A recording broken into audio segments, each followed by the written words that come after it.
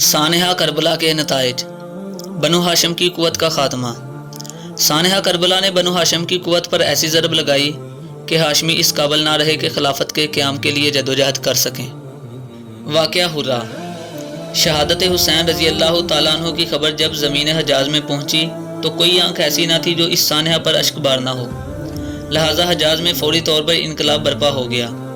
اہل مدینہ نے اموی حکام کو صوبہ سے نکال دیا اور عبداللہ بن زبیر رضی اللہ تعالیٰ عنہ کی بیعت کر لی۔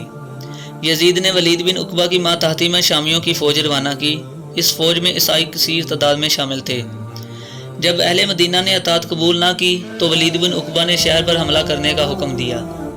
اہل مدینہ اگرچہ بڑی دلیری سے لڑے لیکن شامی افواج کے سامنے کوئی پیش نہ گئی۔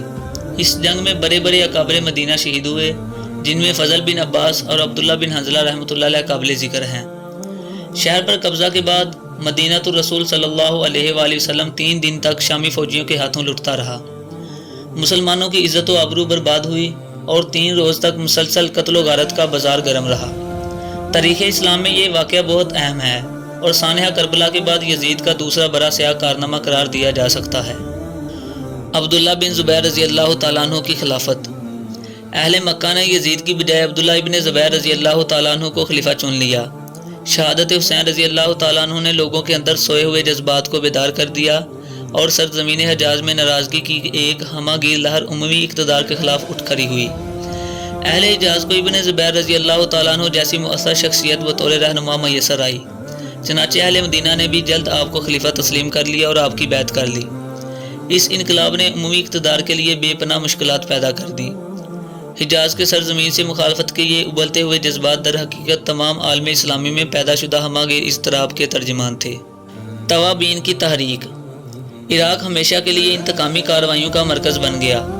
کوفہ کے لوگ اپنے رویہ پر پریشان اور شرمسار تھے، چنانچہ توابین کا فرقہ وجود میں آیا۔ توابین کا مقصد خون حسین رضی اللہ تعالیٰ عنہ کا انتقام تھا، کیونکہ وہ سمجھتے تھے کہ ان کی آخرت کی نجات کا یہی ایک ذریعہ ہے۔ اس گروہ کی کوششوں کا فائدہ مختار ثقفی نے حاصل کرنے کی کوشش کی اور اس کو ساتھ ملا کر علم بغاوت بلند کر دیا۔ توابین تو اپنی کوششوں میں مخلص تھے، لیکن یہ شخص محض اقتدار کے حصول کے لیے میدان عمل میں اترا تھا۔ فرقہ بندی کا ظہور۔ حضرت حسین رضی اللہ تعالیٰ عنہ کی شہادت سے ان کے والد حضرت علی رضی اللہ تعالیٰ عنہ کی وفات سے بھی زیادہ شیعہ فرقہ کی بنیاد پڑی۔ مسلمانوں کا اتحاد پارا پارا ہو گیا۔ شیعان علی پہلے ایک گروہ تھے لیکن اس شہادت کے بعد ایک مذہبی فرقہ بن گئے۔ اس فرقہ بندی نے اسلام کو بے پناہ نقصان پہنچایا۔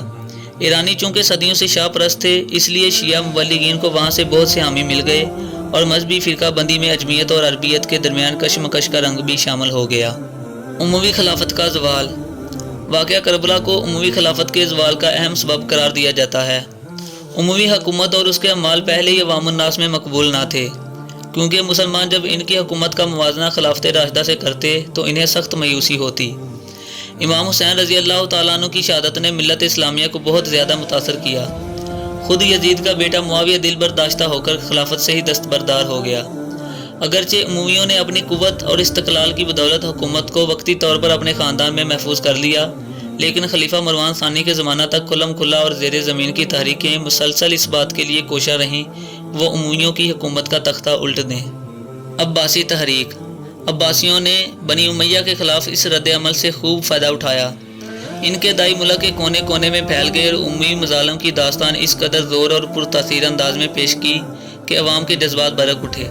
چنانچہ عباسیوں نے بھی حسین رضی اللہ تعالیٰ عنہ کے انتقام کو اپنے مقاصد کے لیے نہایت کامیابی سے استعمال کیا۔ حق پرستوں کے لیے مثال۔ اس واقعہ کا سب سے بڑا اور اہم نتیجہ یہ تھا کہ امام حسین رضی اللہ تعالیٰ عنہ کا کردار داعیان حق کے لیے ہمیشہ کے لیے روشنی کا ایک مینار بن گیا۔